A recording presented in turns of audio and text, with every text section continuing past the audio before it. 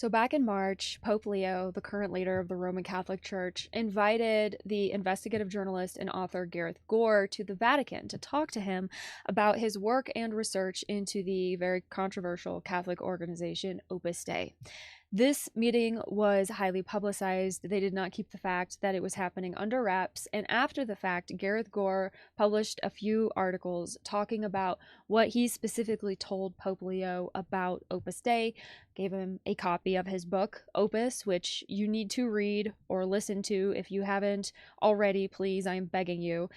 And in one of these articles, there is something specific that Gareth Gore mentioned that I want to draw your attention to, and that we are going to be spending some time focusing on in this video today and in a couple of subsequent videos, because this is something that, in general, I have been aware of for quite some time. I have written about it. I have created video content about it. I have talked to former members and journalists about it. It continues to crop up like a bad penny throughout so many of the stories of people who come out of this organization. And I am of the opinion that if what is being reported is true, it reveals something incredibly telling about the reality of life inside Opus Dei for the members. So this is pretty relevant, pertinent, especially right now, because while Opus Dei has always been a little bit controversial, has always found itself mired in some sort of controversy somewhere at some point, right now, it has been very recently accused of really egregious human rights violations, up to and including human trafficking, and it is being investigated in Argentina by federal authorities under those same accusations. So, this is something that I think we need to spend some time talking about. And in general, I think we need to be aware of the kinds of practices that are being employed, because, like it or not, this organization and the people in it have found a way to have quite an impact on society, to such an extent that I don't think most people realize that it's there, but it is quite significant. And considering the times that we are living through, I think we need to have a conversation about an organization that seems to be completely unable to grapple with the mental health crisis that members seem to find themselves in. So, if this is the first video of mine that you have clicked on, hi, my name is Bat Griffin, and this is the Deep Dive Project, which is my venture in independent citizen journalism and research. You will notice that there is a banner scrolling across the top of your screen, and that banner is there for a reason. The information that it displays is important, and I need you to note it and note what it says, because it is serious. I am not here to present myself as a wellspring of all truth and knowledge. I am not here to be your one-stop shop for anything. My goal is to challenge you a little bit, maybe, to present information and resources, and to hopefully encourage you to want to learn more, because we live at such a unique time period right now where the answers to the questions that we have are honestly just a few internet queries away, and who knows how much longer that will continue to be the case. So while I am not here to fearmonger or alarm, it is not hyperbole to say that ignorance is a luxury we and billions of innocent people simply can no longer afford. So if you haven't subscribed already, I hope that you will consider doing so and give this video a thumbs up as well, because it really helps a ton with getting this content pushed in the algorithm, and it's totally free and doesn't cost you a dime. I want to issue a quick content warning. I suppose that should be obvious, but still I am going to say it. The topics that we are going to be discussing today are disturbing, may not be appropriate for all audiences, and viewer discretion is advised. Please keep your own mental health in mind at all times. I also want to take a moment and speak specifically to any viewers who are sympathetic to or involved with or are supportive of Opus Dei. I see the comments that you leave. saying that this organization has been such a benefit to you and that you've never experienced anything negative, and nor has anyone that you know. And I want you to know that I am so happy that that is the case. I am so happy to know that you have not suffered the way some people have said that they have. I don't want that for anyone. And I want to challenge you to consider the duality of a positive experience existing within an organization that also negatively impacts people as well. It is very, very possible for there to be a wide range of experiences within any institution or organization, but especially one with a global influence that is in cultures all around the world. Do you really think that your singular experience and the experiences of a small handful of people that you know are actually representative of the whole of experiences that people have in Opus Dei? And add to that, even if the stories of the survivors and the things that they are saying that they experienced represent only a portion of the experiences within Opus Dei, does that invalidate them to you? How much human suffering is acceptable to you? Personally speaking, for myself, the answer is zero. Zero human suffering is acceptable. I don't care what the goal is. That's my conviction. And I understand the challenge that it is to be presented with information that goes so counter to everything that you hold dear, everything that you have believed your own perception of reality. But we must challenge ourselves and step outside of our comfort zones, because that is the only way that anything is ever going to change and improve for everyone. Who are we trying to uplift? All of the children of God, or only the specific ones that look deserving?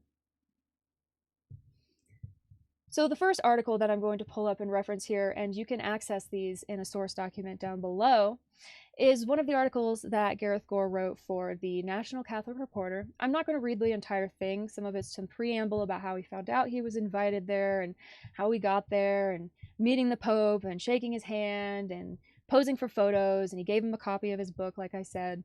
But then he gets into the particulars of what he told Pope Leo, and that is what I want to draw your attention to for today for our purposes.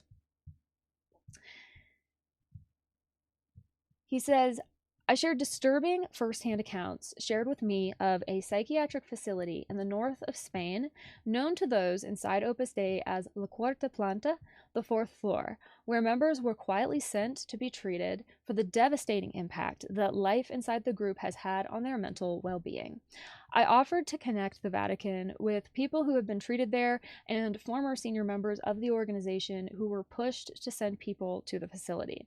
I also shared testimonies detailing the widespread use of prescription drugs to conceal mental illness and of members committing suicide. Now, this is something that, like, I've spoken about this in the past, in the very recent past. I have written about this. I have done deep dives into this subject of just what I have dubbed the abuse of psychiatric medicine, or APM, in Opus Dei. I had to come up with an acronym of some sort for it because when I was doing research, weirdly, while the use of psychiatric medicine and psychiatric facilities to control people is not a new concept, the phenomenon doesn't really seem to have a definition. And if there are any sociologists watching this who know more on this, or maybe you know of a term for it, actually, please illuminate us in the comment section, because I would be fascinated to know, because this type of thing has happened throughout recorded history relatively regularly. Actually, it's happening even now, and it doesn't seem to be something that our society has found a way to even identify very well, which is very, very troubling to me. So within the subject of this abuse of psychiatric medicine, alleged abuse of psychiatric medicine in Opus Dei, I must say, I want to direct your attention now to an article that I wrote on the subject. This is first of, I think, a 4 or 5 part series that I did on my Substack that you can access and read now, that dug into all of this, into the testimonies, into the things that people were saying. I think it's really important to illuminate and amplify the stories of people who have been through these experiences, have that firsthand, and hear the things that they have to say. And that's where a lot of my research stems from. And in this case, one of the references that I used was the 2023 institutional ecclesiastical complaint that was filed with the Vatican against Opus Dei, that outlined a wealth of issues that the authors identified within Opus Dei. And the authors were Antonio Moyo Somolinos, who was a former member or is still currently a member. I'm not exactly sure of his status, but he was involved heavily with Opus Dei at one point in time, and now he has done a ton of work talking about all of these different issues. And he was one of the authors of this 20-page document in which they identify psychiatric medicine as used to break the will of those who dare to express any discrepancy regarding the institutional inconsistencies they have observed. In addition to that, another source that I found mentioned that I think indicates that there's something going on here is an Opus Dei internal document called the Vademecum. Now, Opus Dei internal documents are not available to the public. That's why they're called internal documents. I don't have access to them. I can't read them. If you're not a member, you can't read them. I'm not even really sure if all of the members are allowed to read all of these things, because there seems to be sort of a tiered system with how people are allowed to access information and what information you're allowed to read based on where you fall in their hierarchy totem pole thing that they've got going on.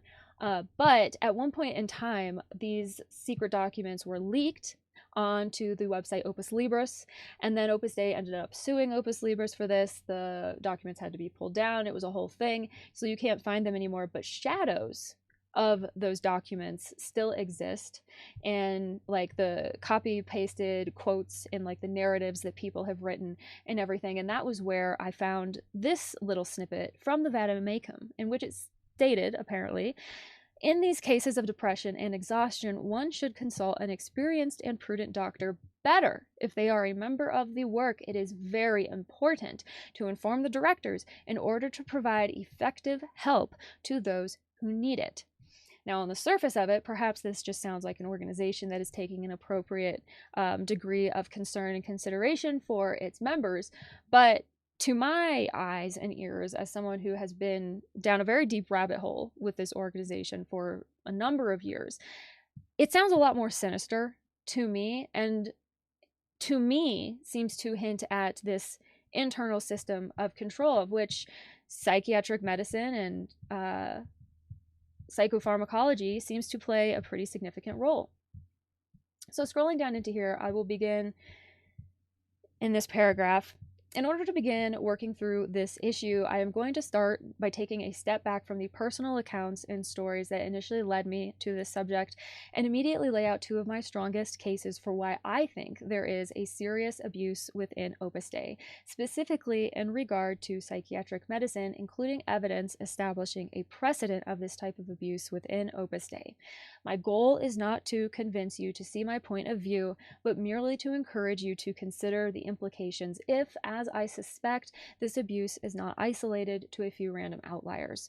Because of the seriousness of these allegations, I want to stress that I am not presenting them lightly or without some type of corroborating evidence, as much evidence as testimonies from people who have been through the organization can provide. We're taking these testimonies, and that's all that we really have, because we don't have access to the inside. We can't see what's going on. We have to go with what is publicly available to us. And when it comes to proving that an organization or group of people are behaving unlawfully, it's hard to do much better than a court case with multiple convictions and fines. So before you write this off as an insane conspiracy theory, I want to take you through a 2016 French court case that played out between a former domestic worker named Catherine Tissier, along with 99 unnamed others, and the hierarchy of Opus Dei in that country. If you are unfamiliar with this court case, here in this article, I have linked a PDF with an English translation of the 2016 Tissier decision that you can read, because the interesting thing about this case was that initially it was settled in Opus Dei's favor in 2011, but then Catherine Tissier appealed, and in 2016 it was ruled in her favor. And it was kind of interesting how all of that played out. Catherine Tissier was a young French girl who came into contact with Opus Dei via one of its infamous catering schools, Daznan, at which point she was coerced into whistling at just 14 years of age. I know that this age is hotly contested. People will try to say that she was much older. I heard and read that she was 14 years of age. I mean, I suppose we have to say allegedly because, again, we weren't there and we don't know for sure. But the implication throughout the court case is that she was recruited at a very, very young age. Her life and potential were sacrificed on the altar of Opus Dei's agenda, and as an assistant numerary, became defined by long, exhausting 10 to 12-hour days, 7 days a week, for which she was not properly compensated. Coerced vulnerability, a glaring lack of true consent, and spiritual stagnation. It should be unsurprising to learn that Catherine was also exposed to suppressive and controlling techniques under the guise of psychiatric medicine. During her tenure, her mental health plummeted, and in an effort to do damage control, an Opus Dei affiliated doctor prescribed her increasingly substantial doses of antidepressants and tranquilizers. This is a matter of public record now. You can read about this in the court case. Her physical health declined so badly that upon being allowed to visit her family, they refused to let her out of their sight and back into Opus Dei's clutches. She was declared unfit for work and that her life was in immediate danger. She required intensive care and a carefully administered drug withdrawal regime in order to wean her off of the psychopharmaceuticals and back into stable physical and mental health. In 2011, along with 99 other domestic workers, ostensibly from the same catering school at which Catherine was enslaved / working, but I'm unsure, Tissier began a legal battle against Opus Dei in the French court system. Experts were called to testify throughout the duration of this court battle, which drug out over 16 years, made statements that were difficult to disregard. And here are a few of them. Quote, "The story that she tells is quite characteristic of the influence of certain sects on their members with early recruitment and commitment, total adhesion, a shared ideal, the implementation in place of a relational technique with one or more guardians, a technique of guilt and imposed secrecy which leads to sub-depression, even depression, and induces greater dependence on the sect on which therapeutic hope is formed. After several months of normal life and privileged relational support, the disappearance of the personality anomalies demonstrates that the depressive acts were generated by the abuse of authority which controlled conscience and kept her in a social precariousness which deprived her of all personal freedom. The vulnerability of Catherine Tissier is sufficiently demonstrated by the two expert reports which describe, at the time of the facts, a manifest psychological vulnerability with a sub-depressive or even depressive state inducing dependence on others. It does not matter that the first expert, who I think in this case was Dr. Discow, dates this vulnerability back to a period prior to her entry to the Daznan school. In fact, the testimonies relied on by the defendants to demonstrate that Catherine Tissier was not able, due to the fragility of her state of health, to work like the others and had to be taken care of, also contribute to the demonstration of apparent vulnerability. Finally, the medical certificate issued by Dr. Comant, who examined her during her return to the parental home in 2001, concluded the need for gradual drug withdrawal following a very heavy treatment with neuroleptics, which are sedatives, leaves no doubt about her vulnerability, which is quite apparent to all those who were in contact with her on a daily basis." End quote. In 2016, the institution Opus Dei, as well as several individuals representing the institution and working at the Daznan Catering School, were found guilty and convicted in Opus Dei v. Tissier of multiple criminal breaches of labor law. Opus Dei, the corporate work where the victims had been employed, as well as two of the corporate works employees, were made to pay several hundreds of euros in fines to a total of 73,000 euros. I have quite a bit of documentation about this court case, including an unofficial English translation of the French case and a Q&A document that breaks down the facts and findings. I hope that if this is the first time that you are reading or hearing about this case, that you will take some time to read through some of it.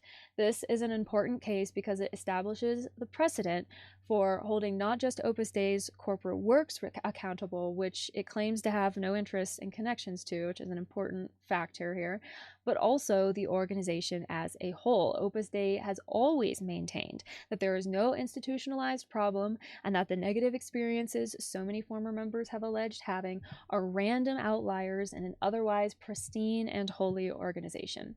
I believe that is a lie that has served the organization well on a number of fronts, and I am not the only one who feels that way. Of course, that is just my opinion. Please do not come for me. All of this is just my opinion based on the information that I've been reading, and you can access this information as well for yourself.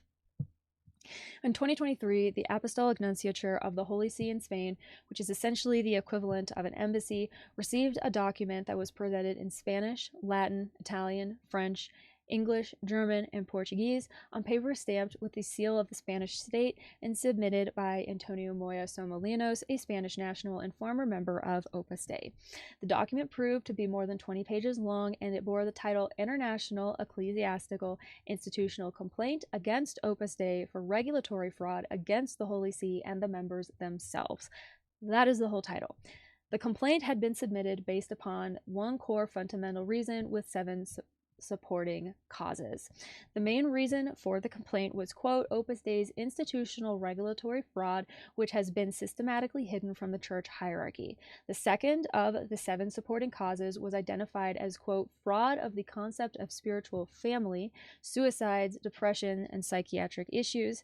It is stated in no uncertain terms that psychiatric medicine is utilized to, quote, break the will of those who dare to express any discrepancy regarding the institutional inconsistencies they have observed, end quote, and that, quote, these abuses are abundant and their effect translates into a generation of depression in members who previously enjoyed good health and psychological balance, end quote.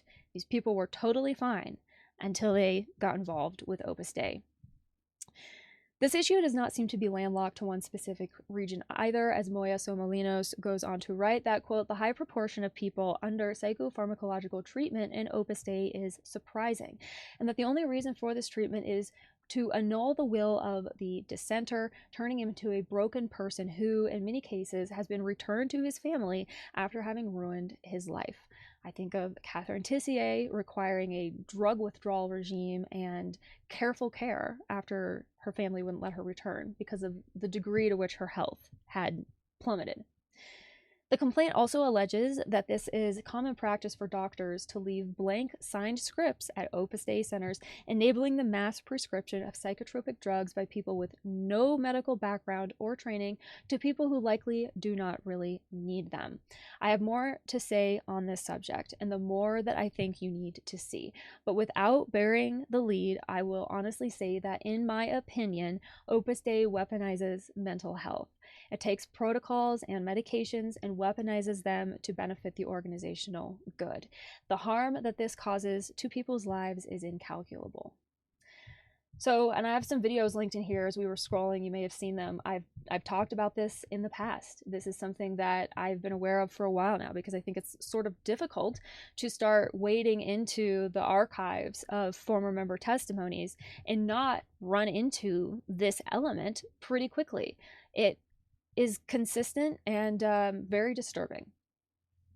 So the next article that I want to read to you was published at the beginning of May 6th of this year, and it's about this prestigious Spanish clinic where they say they treat the people who come to us not only as patients, but above all as children of God.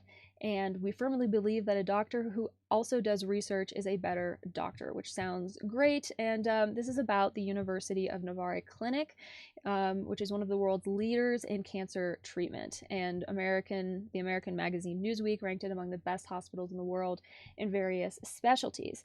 Although the clinic itself is not legally affiliated with the Catholic Church, it was established as the initiative of the founder of Opus Dei and is guided by Catholic principles. So let me translate that for you in case you didn't catch it. It's an Opus Dei medical facility. So I'm going to Control F, as I so often do, to skim through and find something quickly, and I'm going to look for psychiatric or psychology mentions in this article. So we have our first one here. They mention the faculties of education and psychology, which they have several faculties of note at this hospital, at this facility. And then they say that it's a clear example of interdisciplinary teamwork. They have all of these different disciplines in order to offer the latest treatments, the safest and most effective. We have 14 committees dedicated to individual tumor types in which assess each case. And look, I am not disputing that cancer research is very critical and necessary and important, becoming only more important as it continues to become a leading cause of death in people's lives. Clearly, we need that work to be done, and that's not something that I'm going to come sideways at whatsoever. But they also say that these teams bring together all specialists involved in the treatment of each tumor: medical and radiation oncologists, pathologists, radiologists, surgeons, hematologists, gynecologists, urologists, gastroenterologists, pulmonologists, pediatricians, nurses, and psychologists, of course. They said that we focus on adult and child psychiatry, which is truly valuable and important for many patients and their families in today's society. I won't dispute that. I think that is true. I think we have a mental health crisis around the world, and we don't have the resources sufficient to deal with it and to help people effectively. So that is very true. The issue for me comes into who is providing this care and the manner in which it is being provided.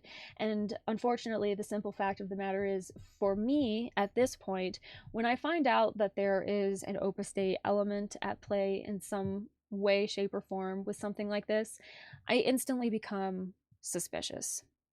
And as we go through, if I haven't already outlined why I feel that way, hopefully this will just continue to become more true.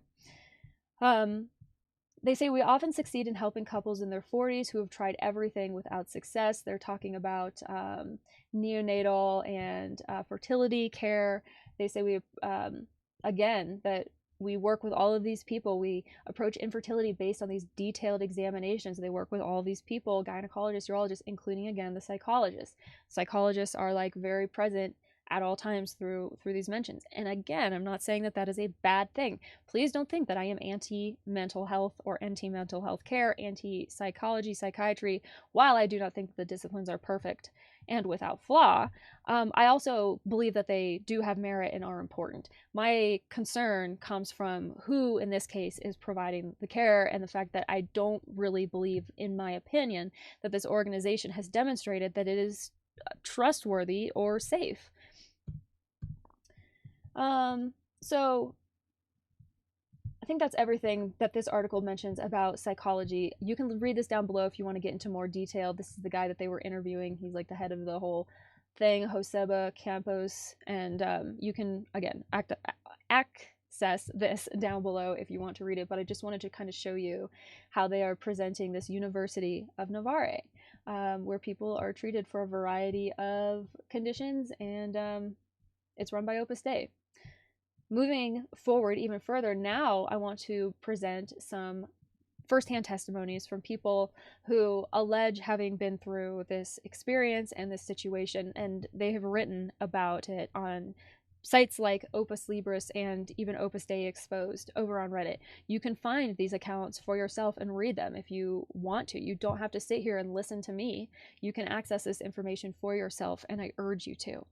This article here titled The Fourth Floor by someone named Alberto Mancada, was published June 6th, 2004. So this is not a recent article, but I think, again, in the interest of laying the groundwork and establishing the precedent, it's relevant to bring up the fact that this is not a new issue that people have only just now started to talk about. It's been around for a little while. So Alberto wrote, in recent times, a growing number of mental illnesses have been observed among numerary members of Opus Dei, although along with a peculiar treatment for these illnesses on the fourth floor of the University Clinic of Navarre. Remember, the University Clinic of Navarre, so prestigious and so great, and they do so much. Well, they also apparently allegedly are doing this. Opus Dei members with problems are sent to this fourth floor. On the one hand, there are men and women suffering from psychological disorders caused by the contradictions of the numerary life. After a certain time, many develop depression, neuroses, and other conditions. Opus Dei leaders do not allow mental health professionals from outside the work to treat them and have organized their own team in Pamplona, led by Dr. Cervera and staffed exclusively by Opus Dei members to treat them. The second source of patients for the fourth floor are the undecided or critical members. Opus Dei leaders share that with Stalinist theories, the view that ideological deviation is a mental illness, and when some Opus Dei numeraries experience identity crises, they are advised or forced to spend time on the fourth floor.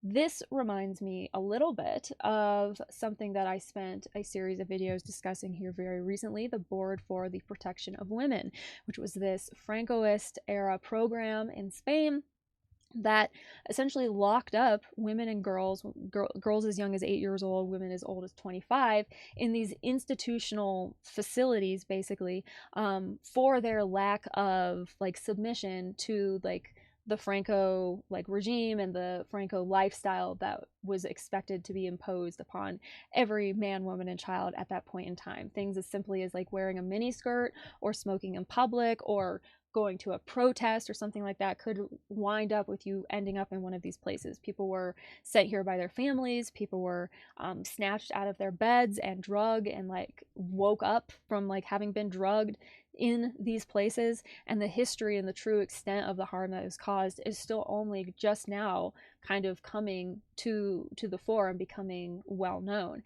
And it's interesting to me how in this situation you have a similar thing where people who can't get on board, people who don't want to submit to whatever the way of life is, or people who are questioning the Opus Dei system, are sent or forced to spend time on this fourth floor in sort of an institutionalized hold, if you will.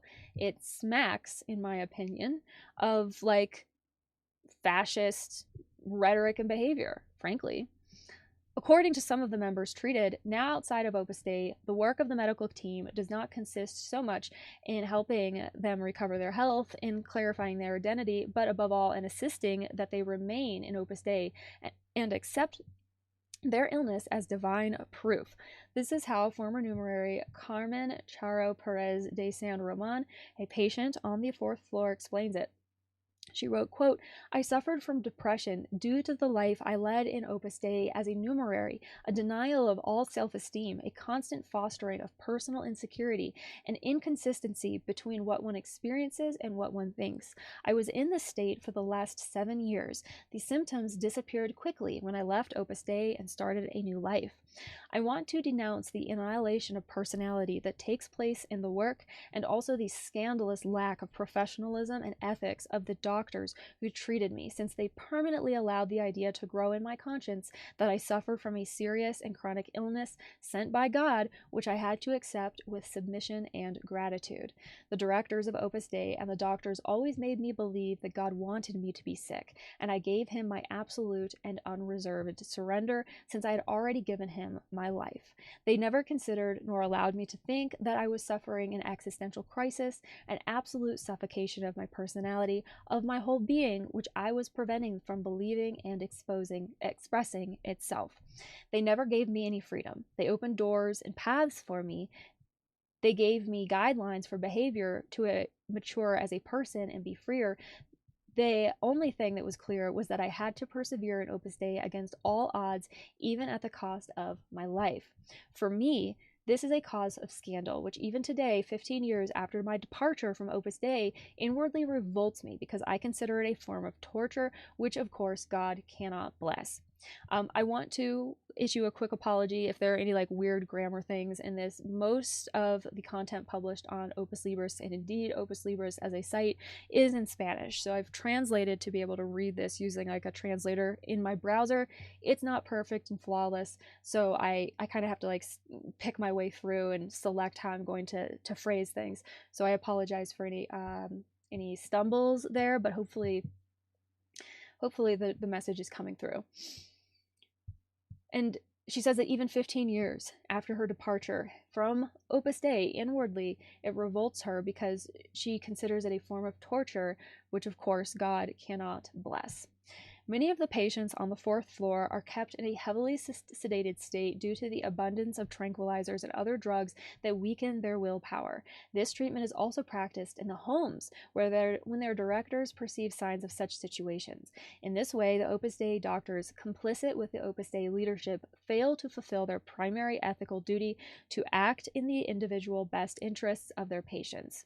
Opus Dei officials maintain this internal use of the fourth floor in total discretion, and although outpatients from psychiatry attend it, the inpatients are isolated even from their own families, to whom the real situation is hidden with news such as they are resting, spending a period of rest due to professional burnout. How has Opus Dei reached this situation, creating a gulag for its own members? The evolution of the movement created by Escrivá de Balaguer allows for several interpretations. Escrivá designed a way of life for the numeraries modeled on that of religious orders: vows of poverty, chastity, and obedience, rules for the control of activities by superiors, the obligation to reside in their own homes, etc. But the contradiction lies in the fact that, at the same time, it is asserted that the numeraries are ordinary Christians who have professions and practice them freely in the world, and who are responsible for their own opinions and decisions. In the early days, when most numeraries held academic professions, conflicts were rare. It was later, when numeraries, both men and women, were working in other professions, that conflicts began to arise.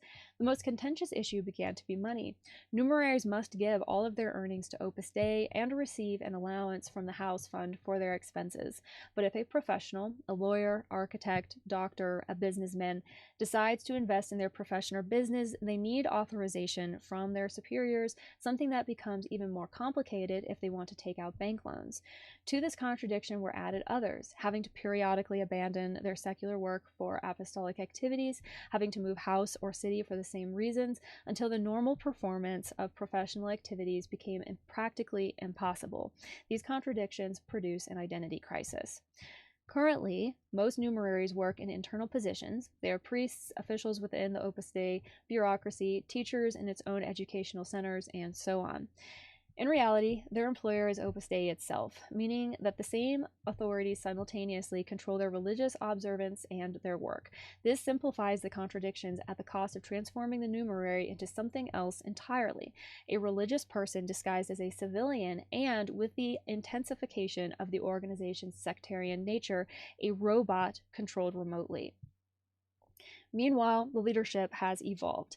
Today, people rise to power to positions of authority, primarily through loyalty to the organization, which prevents them from understanding and resolving the intellectual and existential contradictions experienced by so many members. Furthermore, those who hold internal positions have little civilian experience. Their lives have been spent within the organization, and their sole concern is maintaining personal and ideological control over the members. The current prelate, which at this point in time in 2004 was Javier Echevarria, joined Opus Dei at a very young age, has not studied at secular universities, has always lived in Rome, closely associated with those in positions of power, and has no professional experience whatsoever. Regarding ideology, although professional freedom is preached, in practice, reading, travel, and contacts are controlled. A sociological consequence of this is that there are hardly any numeraries who practice critical professions. There are doctors, engineers, military personnel, lawyers, and business people, but no humanists, poets, union leaders, or progressive politicians. Numeraries and supernumeraries are deeply conservative in their opinions and political affiliations. A former numerary was severely criticized in the confessional criminal because she did not vote for the People's Party at a certain time. The People's Party is like the conservative party in Spain, although now maybe it's kind of getting pushed out of the way by Vox, which is even like more alt-right. It is the supernumeraries, married and with a less close connection to the organization, who embody the doctrine of Opus Dei that its members should be active in the world. In fact, the supernumeraries drawn from more traditional Catholicism serve primarily to finance Opus Dei's activities through the 10% contribution of their income that they are required to make as part of their commitment. Focusing primarily on internal affairs undermines perseverance. Quote, "Where am I going to go at my age?" remarked a numerary in his 50s. "I haven't practiced my profession. I have no money. I'm well taken care of here. I have a comfortable house, domestic help. My needs are met. If I go out into the street and start over, it would be very difficult." Thus, there is so much forced perseverance, so much enduring decisions with which one disagrees, something that obviously leads to cynicism. Opus Dei, unlike other religious organizations, does not provide financial assistance to members who leave. What this whole situation reminds me of is something that I have been spending time going down the rabbit hole on in over here in the United States, the like trad wife phenomenon. I've been watching a lot of I believe her name is Jenny Gage. She's former Mormon trad wife. Her channel is called Life Take Two. Her energy is beautiful. If you've never listened to any of her videos before, I highly recommend her content because she is able to speak to like current events and issues and interpret particularly like the current conservative political landscape here in this country in a way that has been incredibly clarifying for me personally. But she's talked about her experience being a Mormon trad wife for like 25 years and the creek that she was up without a paddle whenever her marriage imploded and her husband left her and she was basically left on her own with absolutely no assistance or help from anyone, because when her marriage imploded, she also left the Mormon church. So she lost every single support that she had. And she was in her like 50s when this happened. And it caused her a ton of trauma and pain because she was not set up for independence, because she was encouraged to be completely dependent on another person and on a religious institution. It feels very similar in this case here. Another characteristic of the new Opus Dei also contributes to the creation of corrupt minds. The recruitment of numeraries, which was normally done at the university level, now happens earlier. It is very difficult to convince adults to become numeraries, just as it is equally difficult for the Catholic Church to find vocations to priestly celibacy. Therefore, recruitment is practiced among children, especially the children of supernumeraries who are educated in Opus Dei schools. And although canon law prohibits recruitment before the age of 18, Cardinal Hume of London faced serious conflicts when he prohibited this practice in his diocese, a legal loophole is used. The figure of the aspirant has been created, who can enter the work at 14 and a half and then become a numerary, although from the beginning they are subject to the same rules. Certainly, the progressive transformation of Opus Dei into a network of schools contributes to this. Escriva initially maintained that the work would never have its own educational centers, that its members would work in public schools, but over time, the need for survival and social changes have altered Opus Dei's strategy.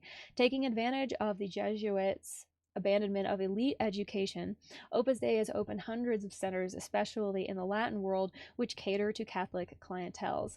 The education maintains the elitist and conservative tone that these families desire. There are no coeducational schools, only single-sex ones. Opus Dei schools have good technical quality, but their teachers are obsessed with recruiting numeraries and use tutoring sessions for this purpose. An immoral alliance between teachers and confessors leads to the pressure on students that so many have already documented, especially in the testimonies that appear on this website, Opus Libris. The pressure exerted on candidates produces early Opus Dei vocations, which the leadership considers the most productive element of these schools. Not the education of young minds, recruitment and vocations to Opus Dei. But it also produces weak personalities, trapped in the ideological and traditional bubble that is Opus Dei for numeraries today. Most, leave as soon as they can begin to think for themselves, as soon as they feel their sexual urges more intensely. But others repress themselves, become fanatical, and one of the side effects of this approach by the leadership is the psychological distress suffered by so many boys and girls. I lost my place. There I am. Some of whom have attempted suicide. See the cited website. The auxiliary numeraries, those who clean the houses, deserve special mention. There are so many stories of like suicidal ideation and even suicides, tragically, within Opus Dei on Opus Libris. If you haven't taken a look at that, I highly recommend that you do. Logically, like all domestic workers, these associates come from poor countries, but in the long run, such discrimination leads to abandonment and also serious psychological damage. The fourth floor is, today, the latest expression of Opus Dei's progressive transformation into a sect, although the Vatican feels comfortable with this organization as a means to carry out the counter-reform of the new ways that emerged at the last council. Other similar organizations, such as the Legionaries of Christ or the Catechumenal Way, I'm probably mispronounced that, I'm sorry, enjoy, along with Opus Dei, the favor of this Pope, which at this point in time I believe was still John Paul II, to the detriment of the influence of other organizations that not long ago formed the organic fabric of the Catholic Church, the Jesuits, the Dominicans, or the Franciscans, who have evolved and adapted to new social realities. These fundamentalist and sectarian organizations are contributing to the fact that there are, in effect, two Catholic churches. The Vatican Church, traditional, friendly to closeness with civil powers, insisting on the old themes of sexuality, formality, and loyalty, in the Church of the Council, open to the world, symbolized by liberation theology, and dominant in the demographic space with the most future, such as Latin America. So, some things have begun to change since this article was written. Like it said, you can see here at the bottom, this was published June 8th, 2004, which was quite some time ago now. And we've had several popes since this was written, and several things have happened with Opus Dei. And the whole reason that, we're having this conversation right now was at least in part spurred by Gareth Gore going and talking to the current Pope, Pope Leo, who is taking an interest, whether or not he will turn that interest into action or how that's going to actually trickle down in terms of like meaningful reform is yet to be seen. But some things have begun to at least change there, and I want to acknowledge that. As far as what internal life is like for people within Opus Dei, we have no way of knowing. Us, the public, those who have never been on the inside and who would never be invited to be a part of something like Opus Dei, must rely on news reports, undercover investigations, testimonies, books, and research to try to piece together what exactly is happening and what exactly members are experiencing. And I do know that things have begun to change somewhat for Opus Dei in some parts of the world. Certain things are no longer done the way that they were before, and I think that is good. But unfortunately, stories and testimonies continue to come out from this decade, even people who have left very recently, talking about experiencing a state of affairs that unfortunately does not seem to reflect the change and reform that this organization would like everyone to believe has happened. So I have two more Opus Libris articles here. They tie into each other. This one isn't too long, so I'll go with this and the next, and then we'll conclude there because I know that this is getting long. But I want to present this information to you so you understand where my perspective is coming from and why I feel the way that I do. So this article here is a series of articles under the Depression for Me, Depression for You. I see a lot of depression around here title. I think there are like 6, maybe even 8 parts to this sort of series of articles. I'm not going to be reading all of those parts, just this part, and then I think I have the next part pulled up after this, because not all of it has to do specifically with the psychiatric medicine and like psychiatric hold issue, because it all ties into just the like broader system of control that seems to be implemented within Opus Dei, and that is all very important, and I've spoken about it at length as well. But for today, we're just focusing on the psychiatric medicine. Not to detract from anything else, but just because, again, I think it reveals something really significant about Opus Dei. So this was submitted by Sartoria Valentine. This is the username. And they say, hello, Sartoria Valentine here again. Greetings, and since the holidays are approaching, Merry Christmas to all Opus Libris readers. Let's see, this was published Friday, December 8th, 2023. We are back in this decade, friends, up from 2004. And this person's saying they see a lot of depression. So here I am with a new installment. This time it's about mental health in Opus Dei. Since it turned out to be so incredibly long, you know how I tend to ramble on about everything, I thought I'd send it in installments, otherwise it'll be a real bore. Today, the introduction. I sincerely appreciate Sir Arturia Valentine breaking this up into sections because it does make it easier to get through. So we have the introduction, and then we have part 1, and then through part 2 there are these other parts as well, which I did go through and skim and read, and they are interesting. You can find them, access them through this link in the source document if you want to read them for yourself. They write, I'd like to focus on the undeniable fact that Opus Dei is riddled with people suffering from depression, of all ages, which is indisputable, really. Denying such a thing is as pointless as trying to hide from the sun with a hair shirt. There are many objective factors that have led to this inevitable end, and many have spoken about it online. I'd like to contribute what I can think of, but first I'll talk about my own experience, because there's always some skeptic who tends to think we don't know what we're talking about. How foolish we are, really. How much stupidity and animosity roams the world. I remember that in the early 90s, I was in Madrid studying, and I ran into a numerary member right there on the street at 8:25 in the morning who had been assigned to me. So I called her over and we stopped to talk. This girl was thrilled to have met me, and it was a joy for both of us. It turned out that she lived in a center right there, a stone's throw from where I was studying. She was an administrator at another location, but we agreed that I would go to the center where she lived one afternoon so we could meet, catch up, and maybe I could study for a while in the study hall. No sooner said than done. The first day I could, we met there and talked about everything.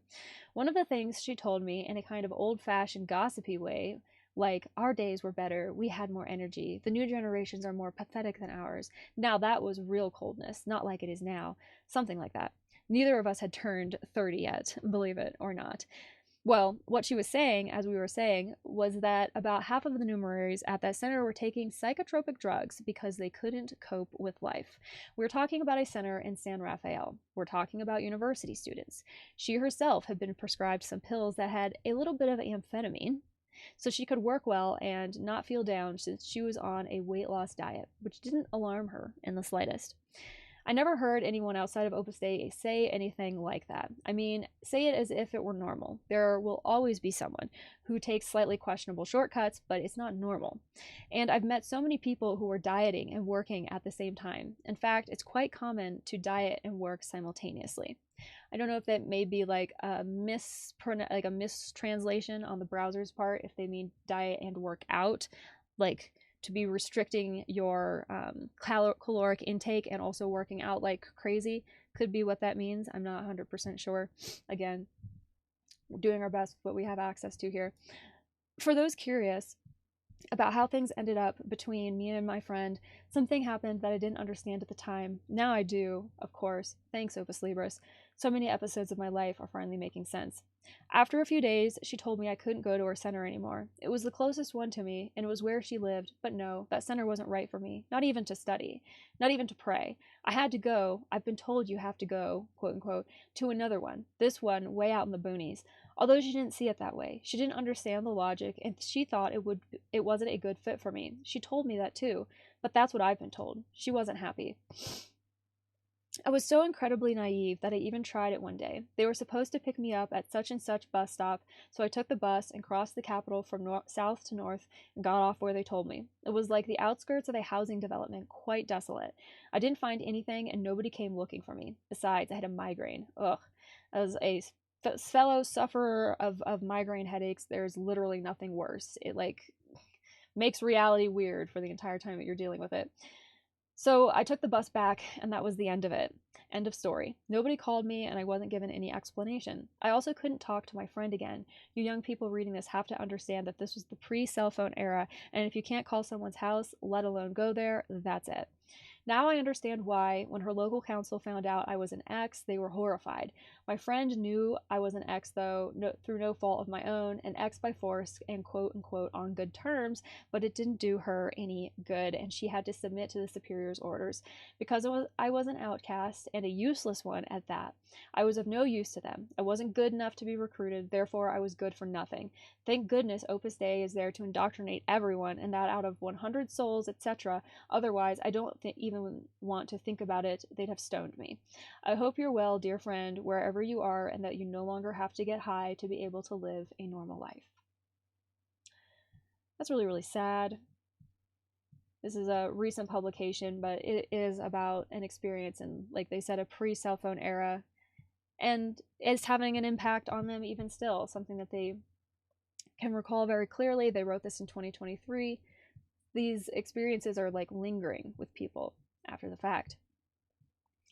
So next I'm going to read you the part 2 of this one. And it's a little bit longer, but the information that they lay out is really, really interesting. And this will be the last article that I read for today's video. As a heads up, they write, I'm inserting a message from future Sartoria Valentine, the one who's already finished writing this and is rereading it, completely blown away by what's coming next. Lazy tone. Don't worry, everything recounted here, while absolutely horrifying, is in the past and then some. I never suffered through it again. Don't worry, it's over. There's no more pain. And that is wonderful to hear, because if nothing else, I want to know that people have at least managed to carve a niche for themselves where they can live and find some peace and be unharassed. They say I'll resume my previous story. At the end of my second year at the Center of Studies, hereafter referred to as the Center, before the summer semester and the pre-assignment of centers, the director herself informed me that was it, folks. That's all, folks. And not only that, no permanent position, no associate professor, no seniority, no co-authority, nothing at all, absolutely nothing, not now, and presumably never. My God, they must have thought I was in a bad way. Not long ago, a mental health professional, prompted by a casual comment I made to review the medication I was taking back then. What were you taking? What? For years? You mean years with 365 days each? What? At the height of it all, that is, for the good part of my first and second years of university, I was taking 12 pills a day. 12. I remember like it was yesterday. And I remember perfectly that on several occasions people asked me how many pills I was taking a day, and I counted them in my hand and said 12, to the astonishment of those I was talking to. I'll be told it's impossible that they were all anti-anxiety medications, and it's true. There were 2 that were to raise my blood pressure as part of the Cheer Up Woman, this is a nothing program. 2 others were to help me sleep. Well, according to this professional, the psychotropic drugs I was taking were merely, how do I pronounce this word? Anxiolytics, but also antipsychotics. Or maybe they mean anti-anxieties, but also like antipsychotics. Specifically, they're usually used in patients with depression and psychotic disorders involving loss of contact with reality and hallucinations. Needless to say, I never had any of that. A very strong stuff, and let's be clear, for people who are a bit off their rocker. No wonder I've never seen anyone else taking them, never before or since. Now I understand everything. I don't know if the doctor at the time, an Opus Dei psychiatrist, obviously, made a mistake in the diagnosis, but he certainly over-medicated me. A lot. And for a long time. Years. I didn't need such treatment, but I've seen firsthand that this is often the Opus Dei practice, using a cannon to kill flies. Because if we can kill them with a cannon, to kill them good and dead, or rather to make them die as quickly as possible, why use a fly swatter? What do the side effects matter? What does it matter if they get all puffy, if they get tired from everything, if they don't even want to breathe, if they don't even think, look better, fewer problems? Yes, let me reread this because it was broken up. They said, what does it matter if they get all puffy, if they get tired from everything, if they don't even want to breathe, if they can't even think, look better, fewer problems, and as a bonus, 16 and 19 problems solved? What does it matter if their neurons get wrecked and their connections get damaged? What does it matter if people end up half-dazed? How convenient it is to just give them pills and that's it. Emotional anesthesia? Even better. That way they live like robots, like nice, good robots. I'm going to happily ignore the fact that taking heavy psychotropic drugs for years isn't free. Marginal note, using a cannon to kill flies without giving a damn that the side effects of the cannon fire are crushing you alive isn't just a practice in Opus Dei, it's what Opus Dei attributes to God himself as a practice. That is scary. I know it sounds harsh, but what was that saying again? Quote, that's how God does things. He hits the nail on the head once and misses the horseshoe 100 times. Something like that, right? Well, it's absurd.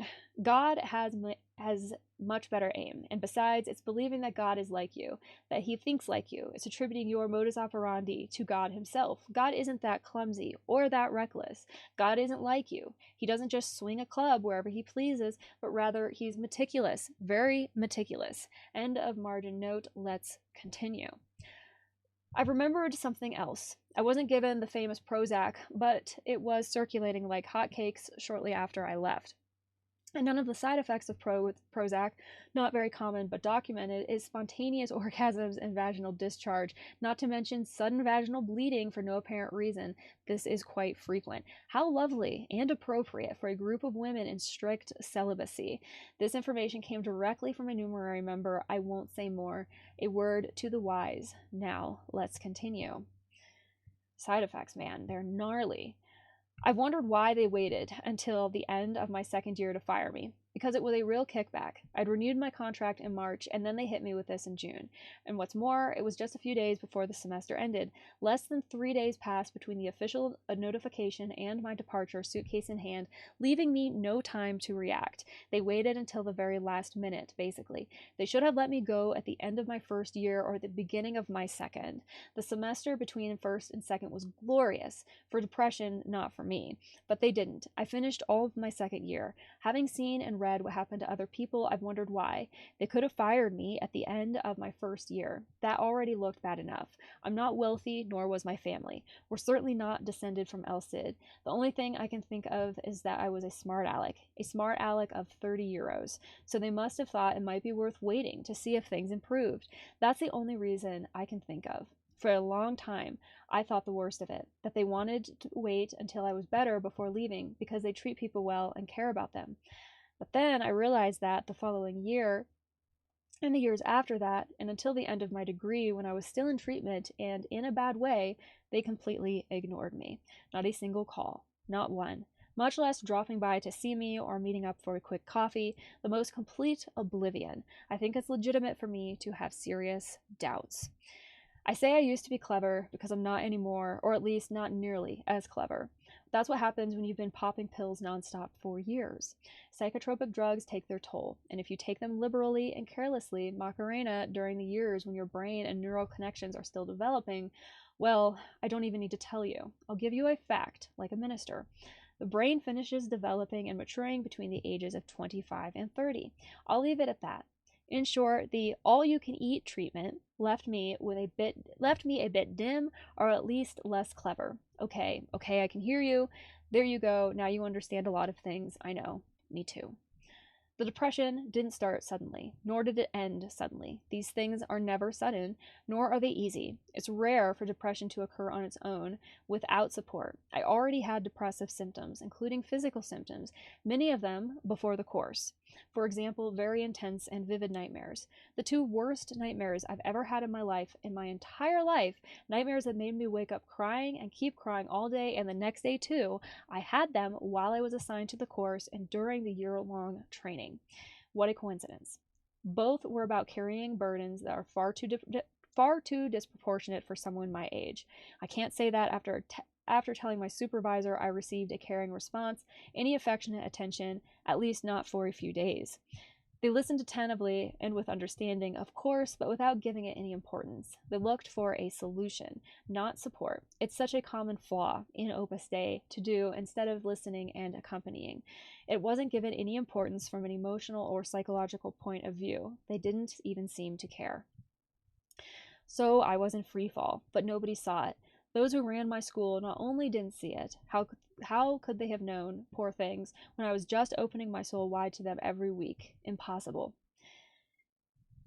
So, as we were saying, not only did they not see it, but they tightened the screws on me as much as they could, It can't quite be true that you stop getting up every single day at 6:45 in the morning and head to the center for prayer and mass without skipping any rules until late at night, no matter what happens, and I don't see those grades going down. Plus, you work as much as you have to, and all of it pulling the cart by yourself.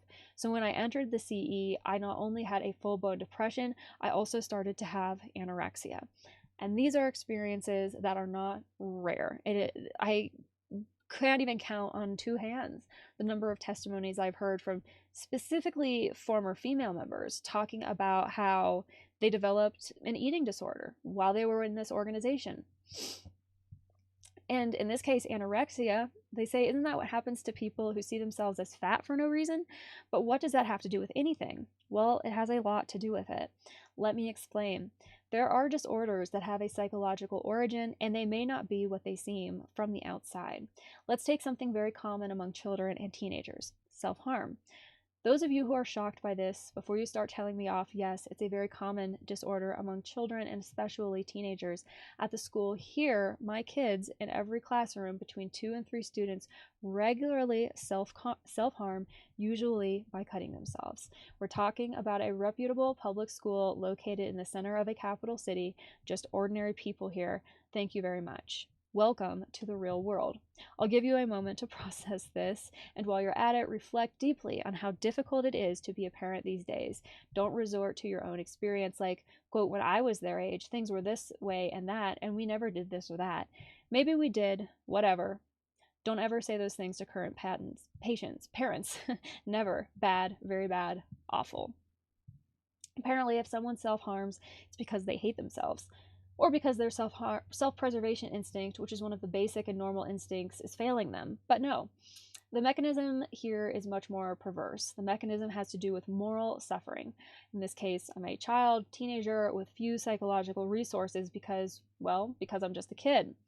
A lot and terrible things happen to me that make me suffer a lot. Shouting at home, my father hits my mother comes home drunk, my uncle abuses me, my brother does drugs, my father leaves my mother, has cancer, I spend all day alone, so much pressure stresses me out, and everyone pressures me, I have no friends, nobody understands me, I suffer and no one pays attention to me, that kind of thing. Very, very overwhelming and isolating feelings. And to me, being a kid, that suffering seems overwhelming. I don't know how to handle it. It's too much for me. It doesn't matter if for a balanced adult that suffering isn't so bad. It's enough that for me, a kid, it seems overwhelming, unbearable, and that it's too much for me. But do I know about physical suffering? I know what it's like and how it feels and what the process is like. So if I feel overwhelmed by suffering that I don't know how to manage, well, I go and cut myself. It hurts and it bleeds. I know that pain. I know how to handle it. And it's a pain that takes precedence. It rises above the other. It's more urgent. So basically, it's a pain that relieves me. I already feel better. I'm going to treat the cut. Needless to say, this entire process is completely unconscious. The kids don't formulate this reasoning in their heads. They do it intuitively. They only know that they feel relief when they cut themselves. Well, anorexia is similar. Some people are anorexic because they see themselves as fat and want to be thin, and they go overboard with it. But in other cases, it's used to try to control something. Just as self-harm attempts to control suffering, anorexia attempts to control the uncontrollable, so to speak. And what's uncontrollable for each person will be something different. I've known several anorexic people, and for each one, it was something else. I can only speak for myself. I, my 18-year-old self, couldn't control anything. It's true that there are things no one can control, like other people's illnesses, but that's relatively easy to accept. It's rational to accept that it's beyond my control, and I accept it. I can't decide about the illness any more than I can decide about what the weather will be like. That's understandable. But there are things, many things, that should be under my control. Decisions about my life, about my actions, about what I do every day. The big ones, what career to pursue, what to believe, how to see life. And the small ones, what to wear today, what time to get up. I'm tired, I'll watch TV. I ran out of face cream, I'll go shopping. And they aren't. Everything is controlled and organized by a way of life that has been imposed on me. Things that are being imposed on me under a false premise, that I signed a blank check at 14 and a half, that it covers everything, absolutely everything, and is irrevocable. Obviously, at that time, I didn't realize that that premise was false. I lost my place again. There I am. I believe it wholeheartedly. Not only am I constantly told what to do, but I'm also forced into a style I can't deviate from. This is something that really bothers me about Opus Dei, the imposition of a style. It's not enough to be the best Christian, incredibly pious and radiating holiness. No, you have to be one in a specific way because otherwise it's worthless. Anything that deviates from that style, big or small, is worthless. It drives me crazy.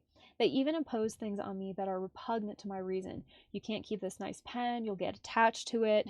Seeing your family causes familiosis, which is like a fake diagnosis they came up with. Making fraternal corrections is the path to holiness, which that refers to this sort of like tattletale culture that is like encouraged inside Opus Dei, where all of the members basically like monitor and guard each other at all times. Sounds exhausting. Goddess, let's see, the skirt, that skirt shows your profile a little when you stick your leg out. It's an occasion of sin, and it doesn't end there. Furthermore, all this burden they place on you, everything, what you like and what you don't, what you handle well and what you hate, what you understand and what is incomprehensible, you have to want it all. Want it in the sense of will and also in the sense of love. You can't say or feel that it's being imposed on you. You have to say that you want it, and moreover, want it a lot in both senses. And again, I think that's like a confusion with the translation, because they say you have to want it and moreover want it. It repeats itself. Probably wanted and want it very, very much.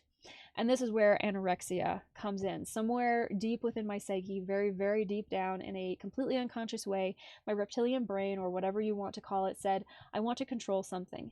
Anything. I need to feel like I control something. It doesn't have to be something big, but I have to be the only one in control. Since this idiot, Sartoria Valentine, conscious as I am, doesn't even consider living without integrity or cheating a little, I have to find something impossible to control externally. Something that only I am in charge of and that no one can force me to do. What is exclusively under my control? Well, not eating.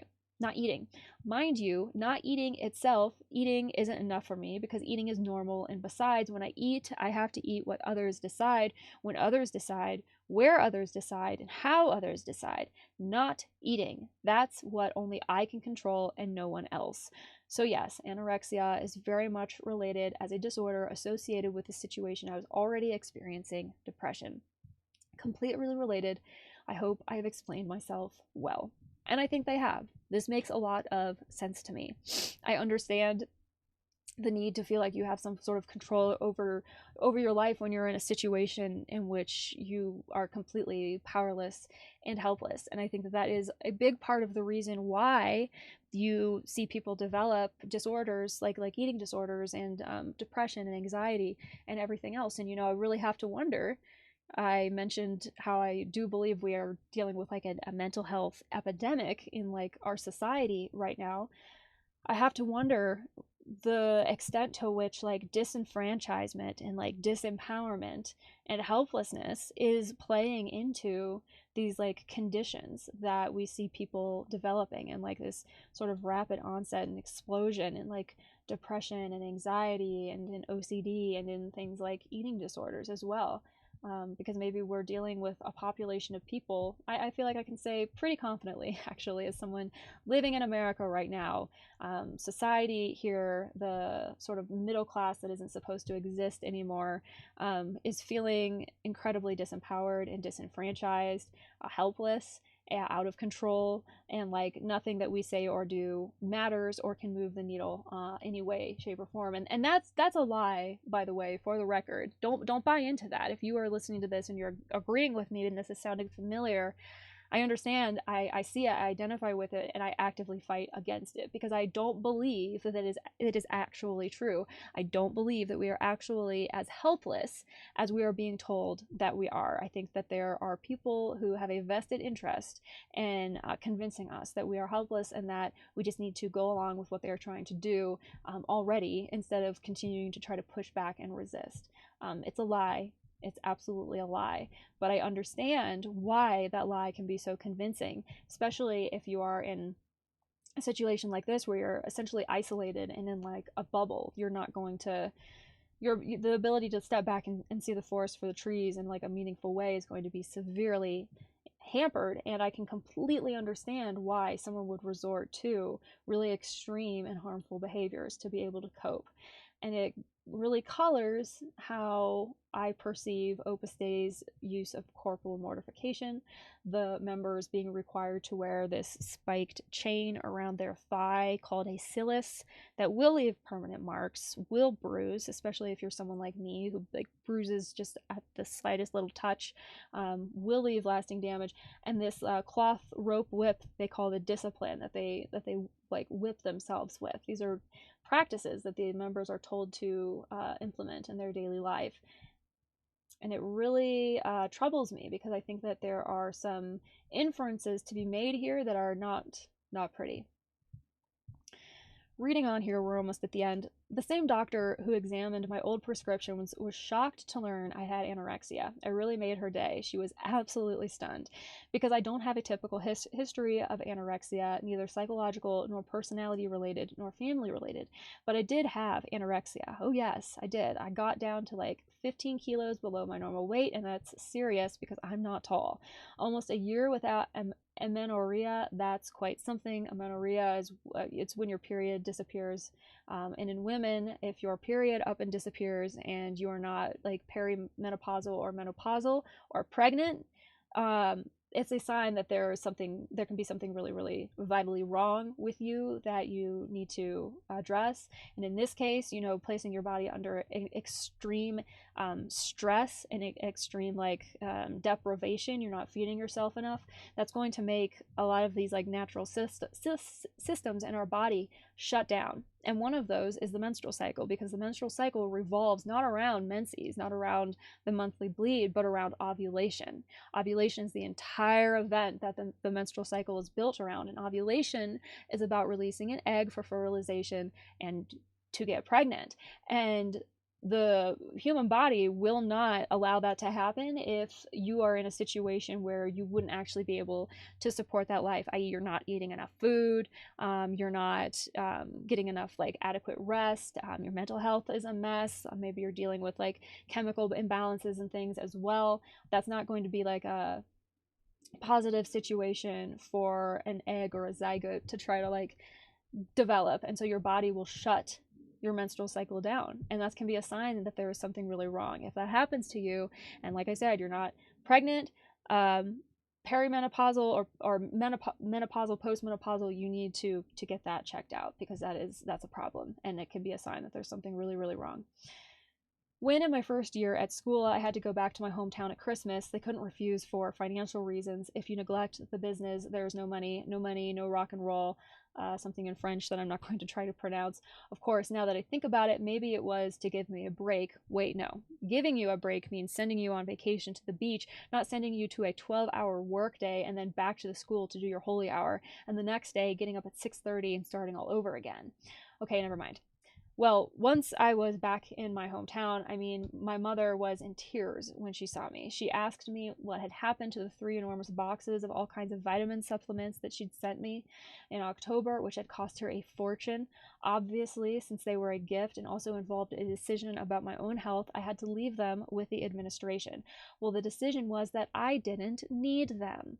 They didn't give them back, and I never saw them again, nor did I see anyone else take them. I think they must have thrown them away, and I had to tell my mother, "No, silly, I don't need them. What are you saying?" while my shoulder blades were showing through my winter clothes. Anyway, regarding the anorexia, it got worse before it got better, but don't worry. I started eating again in my second year. That's what happens when you take some really strong psychotropic drugs. They already have the opposite side effect. However, the depression lasted about 3 more years, always gradually decreasing. I remember the first year after I left with particular horror, because not only was I taking almost the same amount of medication, but I was also very lonely, and because of the abrupt and unexpected exit, I went through a kind of withdrawal syndrome from the numerical lifestyle that had been ingrained in me until then.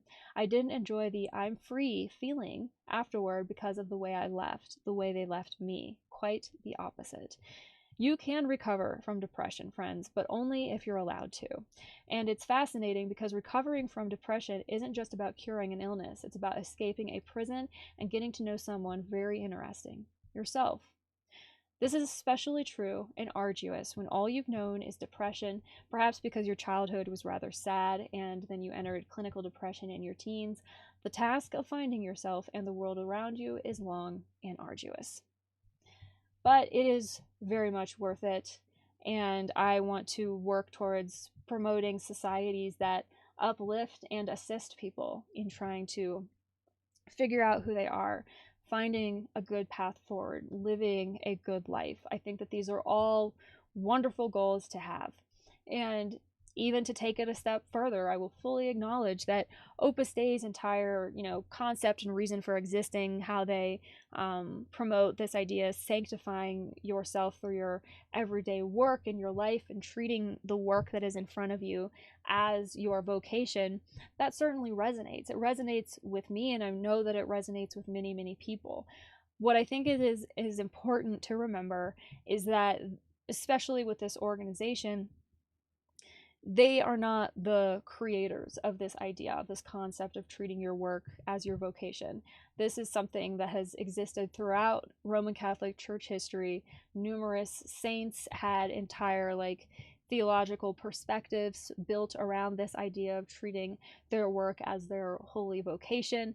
Saint Therese of Lisieux had the Little Way. There are so many ways to incorporate that kind of mentality holistically into your life in a way that is positive and beneficial.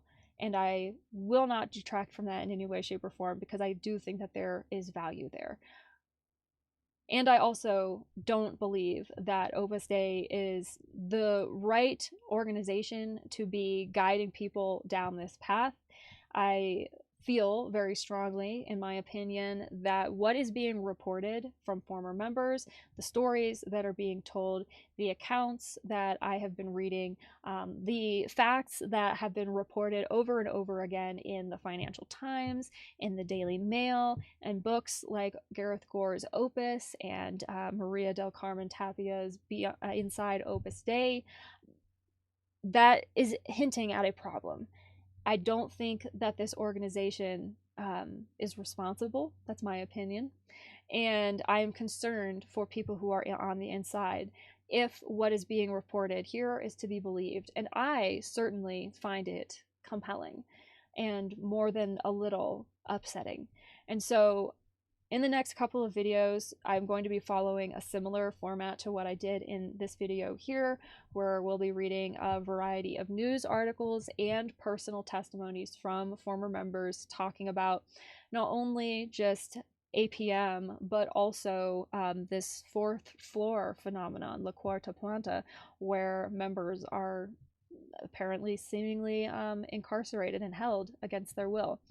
This is something that I want to continue to draw attention to in the weeks and days ahead, because I think, as I said, it reveals something incredibly telling about the reality of life inside this organization.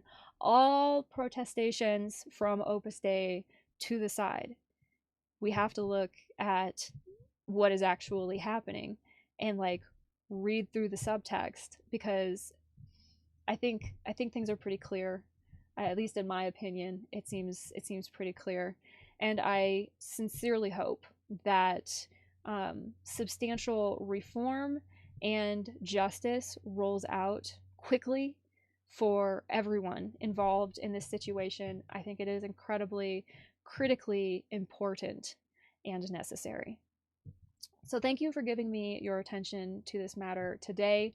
I hope that you learned something. Let me know your thoughts down below. What is your opinion on this whole abuse of psychiatric medicine? What do you think of this rumored La Cuarta Planta and what that reveals about Opus Dei? How do you feel about the fact that an organization that is being accused of these kinds of things is so omnipresent in so much of our society and culture? And again, if you are someone who is in Opus Dei currently and you are watching this for some reason, if you manage to get through this, I would just want to know how you are squaring your participation in this organization with the experiences and testimonies that so many people are sharing and speaking about. Do you just not care? It's not relevant to you? Human suffering doesn't move you in any way, shape, or form? I would be interested to know. So that's where I'm going to be leaving this for today. Like I said, links for everything that I read are in the source document down below, along with links to connect with me on social media, learn more about my work, support my endeavors financially if you want to. Of course, that is completely optional and not something that I expect or require whatsoever. But it is there. This work does take a lot of time, and I will have a new video for you very, very soon. Also want to mention, just because of the subject matter here, I have a variety of mental health resources linked in the description down below. They're from different places around the world. I did my best to collect a wide range. I need to go through and like update it a little bit, because I know there have been some like new programs and things that have been initiated, but that is there. If you or someone that you know is in need of mental health support, please reach out. Life is incredibly difficult. This kind of shit does not make it any easier, but we do not have to go at it totally alone or unequipped. There are people who want to help us. So if you need help, please reach out. That being said, I'll let you go for now. I'll see you again for another video soon. And in the meantime, just remember, nolite te bastardes carborundorum. Don't let the bastards drag you down.